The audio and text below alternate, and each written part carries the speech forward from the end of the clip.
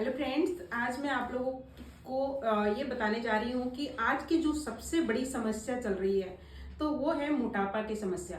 मोटापा से आज मतलब हर फैमिली में एक दो मेंबर्स तो उस तरीके से सिचुएशन से गुजर रहे हैं जिनको बहुत ज़्यादा प्रॉब्लम की फेस करना पड़ रहा है। जैसे मोटापा बढ़ते ही आपको शुगर की प्रॉब्लम आती है, कोलेस्ट्रॉल बढ़ता है, आपको जोड़ों में दर्द होने लग जाती है। तो मोटापा जो है वो हर बीमारियों की जड़ है। अगर हम मोटापा को अगर देखा जाए तो अभी इंडिया जो है इसी की मोटापा की जो प्रॉब्लम्स है इससे जो है तेजी से बढ़ रहा है। और देखा जाए तो आप अगर मोटापा को देखें, मोटापा ही आपकी सारे प्रॉब्लम्स की जड़ होती है। और मोटापा को अगर आप ठीक कर लेते तो सारे प्रॉब्लम से आप बच जाते हैं, सारे बीमारियों से बच जाती है। तो आप पहला तो आपको ये देखना है कि आपकी जैसे प्राइमरी लेवल पे मोटापा बढ़ने लग जाती है। मोटापा जैसे बढ़ता है तो वो एकदम से नहीं बढ़ता है। तो एकदम से कोई बंदा 60 किलो है और एकदम से 100 किलो नहीं पहुंच जाता है। तो आप अगर पहले से 100 किलो पहुंच चुके हो तो आपको ध्यान रखना है कि अभी कैसे उसको धीरे धीरे घटाना है। और वन नाइट में तो आपको 60 किलो नहीं पहुंच पाओगे। तो धीरे धीरे ये चीजें होती है। जैसे बहुत ज्यादा ओवर वेट है, सुपर वेस्ट में जाते हैं, तो उन लोगों को आपको डाइट करने से, खाली डाइट करने से भी आप पतले नहीं हो पाएंगे, ना खाली एक्सरसाइज करने से होंगे। तो आपको डाइट, एक्सरसाइज और जो सारे लाइफस्टाइल मैनेजमेंट, ये सारे चीजें करने की जरूरत पड़ेगी। तो आप पहले ही जब प्राइमरी लेवल पे आपके मोटापा बढ़ रहा है, वेट गेन हो रहा है, तो उसी टाइम ही आप संभल जाइए। तो आपकी डाइट को फोकस कर लीजिए, डाइट को पूरी तरह सुधार लीजिए। और उसके साथ साथ आपकी स्लीप मैनेजमेंट, आपकी जो लाइफस्टाइल मैनेजमेंट को आप सुधार लीजिए। आपके खाने के साथ साथ, लाइफस्टाइल मैनेजमेंट के साथ साथ आपके फिजिकल एक्टिविटीज को भी आप थोड़ा सा ध्यान रखें कि कुछ ना कुछ आप हर दिन आधे घंटे 1 घंटे की फिजिकल एक्टिविटी करें। तो उससे क्या होगा, आपकी जो वेट गेन हो रहा था वो रिड्यूस होने लग जाएगा और मेंटेन होगा। ये मेंटेन होने से आपको जो है आगे प्रॉब्लम आने वाली होती है वो फिर रुक जाती है। लेकिन बहुत लोगों में ऐसा होता है कि उन्होंने ध्यान ही नहीं दिया और 60 किलो से कब जाके 100 किलो पहुंच गए, उनको पता ही नहीं चला, क्योंकि वो उन्होंने ध्यान ही नहीं दिया अपने हेल्थ की तरफ। और उस टाइम में आपको क्या करना पड़ेगा, जब 100 किलो पहुंच गए या 90 किलो पहुंच गए और आपको रियलाइज होता है कि आप ओवरवेट हो चुके हैं और आपको ये सारे दिक्कतें आने लगी है, किसी को जोड़ों में पेन हो रहा है, किसी को बैक में पेन हो रहा है, किसी को शुगर लेवल बढ़ रहा है, किसी को और कोई दिक्कत आ रही है हेल्थ रिलेटेड, तो आप उसी टाइम संभल जाइए और अपने लाइफ स्टाइल को मैनेज करने की कोशिश करिए। आपकी स्लीप पैटर्न को जो है उसको ठीक करने की कोशिश करिए। आप पहले तो जल्दी सोना और जल्दी जगना, ये स्लीप पैटर्न को आप मेंटेन करना है। और आपको एक चीज बता देती हूँ कि पूरी तरह जो डाइट है वो हमारे वेट को मेंटेन करने में हेल्प करता है। तो डेली लाइफ में आप जो भी डाइट कंज्यूम कर रहे हैं उस डाइट को पूरी तरह फोकस करना है कि आपको जो बैलेंस डाइट लेना है। और वो बैलेंस डाइट जो है वो आपको हेल्प करेगा आपकी वेट को रिड्यूस करने में और आपके वेट को मेंटेन करने में। तो स्टार्टिंग में आपको थोड़ा सा मेहनत करना पड़ेगा, थोड़ा सा आपको प्रॉब्लम फेस करना पड़ेगा कि आप एकदम से वो चीजें एडप्ट नहीं कर पा रहे, डाइट को पूरी तरह चेंज नहीं कर पा रहे। लेकिन आप छोटी छोटी चेंजेस लाइए अपने लाइफ में, डेली लाइफ में। खाने में एकदम से पूरी तरह चेंज ना करके थोड़ा थोड़ा चीजें चेंज करिए।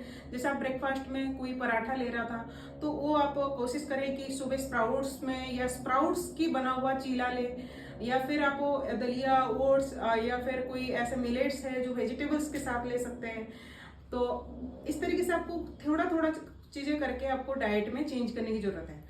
और लंच में या डिनर में, मोस्टली जो लोग बाहर बहुत ज़्यादा टाइम जो है रेस्टोरेंट में डिनर करते हैं या बाहर फास्ट फूड की इनटेक करते हैं, तो उन्हीं लोगों को ज़्यादातर दिक्कत होती है वेट रिड्यूस होने में। वेट गेन ज़्यादा जल्दी होती है, वेट रिड्यूस नहीं होती है। तो उन लोगों को ध्यान देना है कि पहले तो आपको बाहर की खाना को पूरी तरह बंद ना कर पाओ तो आप उसको धीरे धीरे रिड्यूस करें।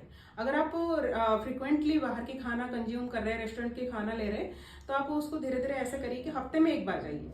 तो पूरी हफ्ता जो है 6 दिन का आप डाइट को फोकस पूरी तरह आप फॉलो कर रहे हैं और 1 दिन जो है वो आप बाहर की खाना ले रहे हैं या फिर फास्ट फूड ले रहे हैं। फिर धीरे धीरे आप उसको कोशिश करें कि 1 महीने में 1 बार लेने के लिए। फिर धीरे धीरे आप देखिएगा आपकी जो पूरे बॉडी में और पूरे जो आपके खाने की सिस्टम है वो ऐसे बन जाएगी कि आपको वो बाहर के खाने की तरफ ना आपकी ध्यान ही नहीं जाएगा। फिर धीरे धीरे ऑकेजनली अगर कभी होता है बहुत ज़रूरी, किसी की बर्थडे है, किसी की शादी है, तो फंक्शन है, तो उसमें अगर आपको लेने की ज़रूरत पड़ रही है तो दैट्स ओके। बट आप ऐसे फ्रिक्वेंटली आप बाहर के खाना ना खाएं, घर का खाना खाएं, और घर के खाना भी आपकी सही होना चाहिए। आप जो किचन में ऑयल यूज कर रहे हैं, वो ऑयल देखिए कि आप किस तरह ऑयल यूज कर रहे हैं। मैं बोलूँ आपको, खाने में जो है सबसे बेस्ट ऑयल जो है वो तिल का तेल होता है। अगर आप तिल का तेल नहीं भी ले रहे हैं तो मस्टर्ड ऑयल लीजिए। रिफाइंड ऑयल को पूरी तरह बैन करिए, पूरी तरह आपको घर में ही लाना बंद कर दीजिए। और तला भुना चीज़ें जैसे पूड़ी खा रहे हैं या आप ऐसे कोई चीज़ें खा रहे हैं जिसमें ऑयल घी बहुत ज़्यादा लगाना पड़ रहा है, तो उस चीज़ को आप अवॉइड करिए। तो नॉर्मल जो घर की खाना होती है, दाल चावल सब्जी सैलेड, ये सारे चीज़ों को अपने डाइट पे इंक्लूड करें। और खाना भी जो खा रहे हैं उसको जब बनाते हैं तो बनाने की तरीका भी ऐसा होता है कि कोई कोई मसाले को बहुत देर तक भूनते हैं, तो उससे क्या होता है आपकी जो स्पाइसेस की जो न्यूट्रिएंट्स होता है वो पूरी तरह डैमेज हो जाती है, पूरी तरह खराब हो जाता है। तो वो फिर क्या करता है, आपकी सब्जियों को खराब कर देता है। वो सब्जी जब आप इंटेक करते हैं तो फिर वो आपके पेट में जाके गैस बनाता है, इंडाइजेशन की प्रॉब्लम करता है, तो काफ़ी सारी चीज़ें फिर प्रॉब्लम की तरफ ले जाता है। तो इसीलिए आपको कोशिश करना है कि जो आप स्पाइसेस यूज कर रहे हैं उसको बहुत ज़्यादा देर तक बड़े तेज आग में ना जलाए, ना पकाए, और कोशिश करें कि हल्का मसाले यूज करें। और अगर बिना मसाले बिना ऑयल की खा सकते हैं तो बहुत अच्छी बात है, बट स्टार्टिंग में ये चीज़ें पॉसिबल नहीं है। तो आप अच्छे ऑयल लीजिए, अच्छी मसाले जो लेते हैं उसको मतलब जितने मात्रा में उसको पकाना है उतने मात्रा में पकाइए, ज़्यादा देर तक उसको पकाए मत। और उसके बाद जो भी आप सब्जियां खाते हैं उसको फिर बहुत ज़्यादा देर तक पकाए मत, क्योंकि उससे भी आपके न्यूट्रिएंट्स खत्म हो जाते हैं। तो इसीलिए कच्चे सब्जी, कच्चे जो सैलेड्स होते हैं तो उस तरफ ज़्यादा ध्यान दें, और पका हुआ खाना जो है वो कम खाएं। तो उससे क्या होता है कि आपकी बॉडी जो है वो डिटॉक्सिफिकेशन करने में बहुत ज़्यादा अच्छे तरीके से कर पाता है। तो इसीलिए सैलेड, सब्जी और जूसेस, फ्रूट्स, ये आपको बहुत ज़्यादा से ज़्यादा कंज्यूम करना है। पका हुआ खाना जो है उसके मात्रा को कम कर देना है। तो अगर आप कोशिश करें कि आप दोपहर के खाना जो है उसमें आप एक दिन ऐसे कोशिश करें कि आप उसमें सैलेड से ऐड कर रहे हैं, अगर सैलेड अभी तक नहीं ले रहे, अगर सैलेड से ऐड कर दिया, फिर अगले हफ्ते आप कोशिश करें कि उसमें जो है अनाज को थोड़ा कम कर दिया, सब्जी की मात्रा बढ़ा दिया, दाल उसमें लेना स्टार्ट कर दिया।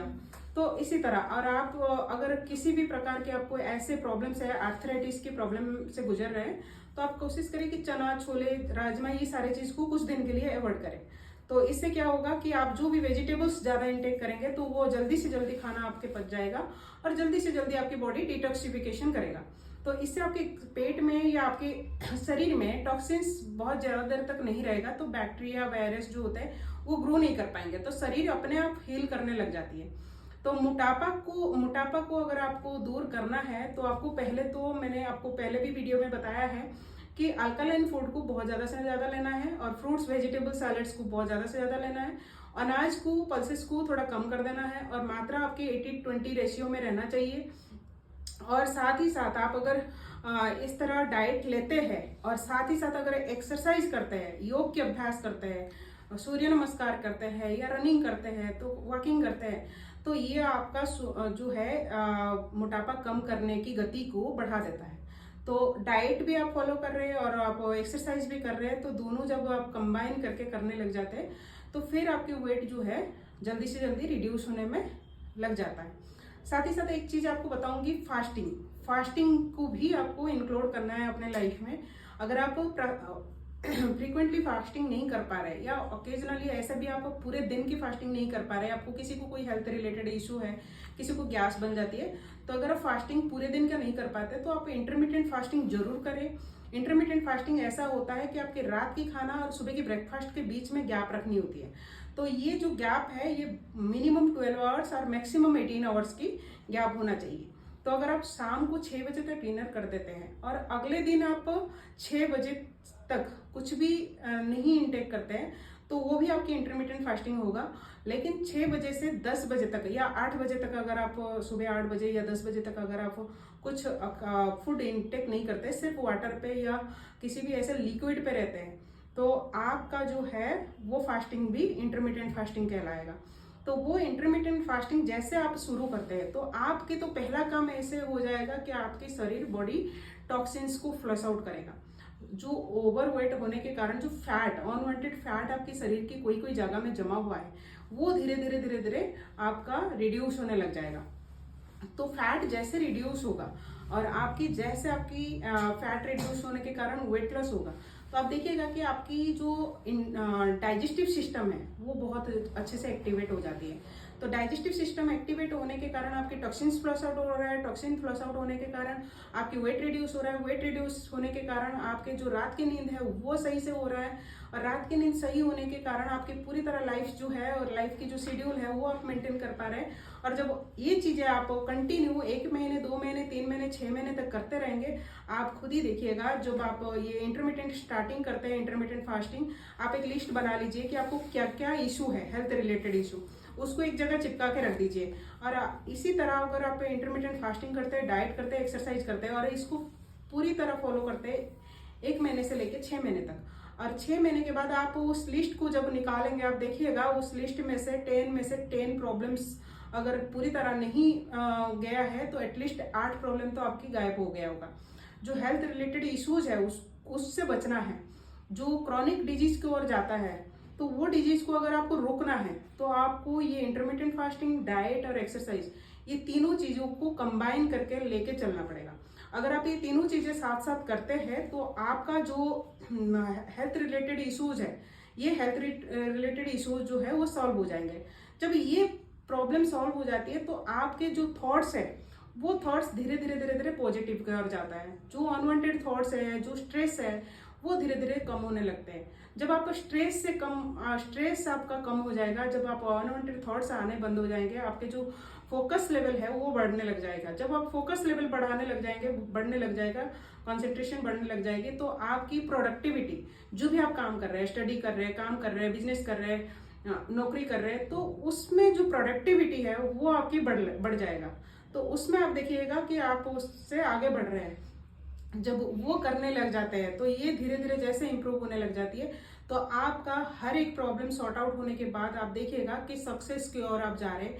आपकी हेल्थ ठीक हो रहा है, आपकी माइंड ठीक हो जाएगी, आपकी स्लीप ठीक हो जाएगी, आपके थॉट्स ठीक हो जाएंगे, और आपका जो सक्सेस है, आप जो भी इश्यूज के कारण, हेल्थ इश्यूज के कारण आप जो एफर्ट्स आप काम में नहीं दे पा रहे थे, वो चीजें आपने देने लग जाएंगे, तो फिर आपकी जो सक्सेस है, आपके जो रिजल्ट्स है, वो आपको बहुत अच्छे से दिखने लग जाएगी। तो इसी तरह अगर आप मतलब कि अपनी डाइट, एक्सरसाइज और जो आपके दूसरे प्रैक्टिस है, उसको अगर फास्टिंग और कुछ स्पिरिचुअल प्रैक्टिस अगर आप करते हैं, तो उससे आपको काफ़ी सारे बेनिफिट्स मिलने लग जाते हैं, और साथ ही साथ आपकी वेट भी रिड्यूस होती है, वेट मैनेजमेंट हो जाती है। वेट मैनेजमेंट होने के बाद आपकी पूरी तरह ओवरऑल हेल्थ जो है वो इम्प्रूव होने लग जाती है।